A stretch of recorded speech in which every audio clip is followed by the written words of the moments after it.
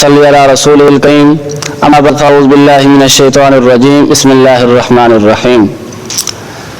سامعین مکرم، آج اساں تھوکوں نواقض وضو اگر اے نماز کی حالت پیش آ گئن تو بندہ کیا کرے سی؟ کیا نماز کو چھوڑ دے سی یا پھر اپنی نماز کو برقرار رکھ سی؟ تو فقہاء کرام اے فرمینن کہ اگر ان شخص دا نماز کی حالت اندر وضو ترٹ گئے، مثال کے طور پہ اون ہوا خارج چی گئی یا جہاں انہیں جو خون بہ پڑے یا کوئی بھی انجا کام کیتے سی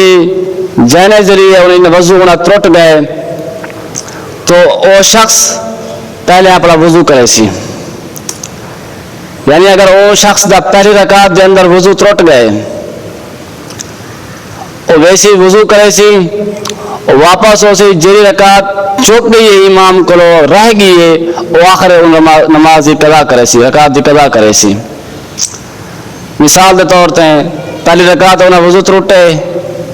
وہ گئے وضو کران، امام ایک رکعت نماز پڑھ گئی دیے وہ پیچھے آئے تو آ کر اللہ اکبر کرے سی جتنا امام جیری حالت ہے جو سی جیری کیفیت ہے جو سی وہ شخص بھی ہوں حالت امام دی اقتدا کرے سی. تو اگر او بندہ آخری نماز دے بعد یعنی جلے امام سلام پھیر گئی سی انہیں بعد او بندہ اپنی ایک رکعت چکی ہے یا دو رکعت چکی ہیں، جتنا رکعت وہ چک گئے وہ اٹھ سی اب ثنا پڑھ سی اعوذ باللہ بسم اللہ پڑھ سی الحمد پڑھ سی انہیں بعد کوئی بھی صورت ملے سی ایک تیب سے اپنی رکعت کو مکمل کرے سی. ایک مسئلہ. دوسرا مسئلہ ہے کہ فقہاء کرام یہ بھی فرمینن کہ او شخص اپنا نئے سرے کو نماز پڑھے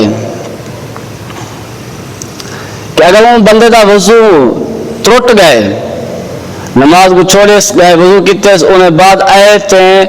فقہاء کرام فرمینن او جرنا نئے سرے کو نماز پڑھے بلا شروع کو نماز پڑھے پوری 4 رکعتاں.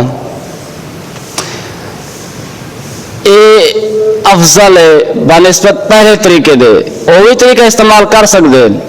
یعنی جی رکعت امام کو چک گئی ہے ایک رکعت پڑھے بقایا جو رکعت امام کٹے پڑھ چکے وہ انہیں شمار کرے چاہ یہ بھی طریقہ کار ٹھیک ہے، کوئی نہیں حرج نہیں، لیکن افضل طریقہ کار یہ ہے کہ وہ بندہ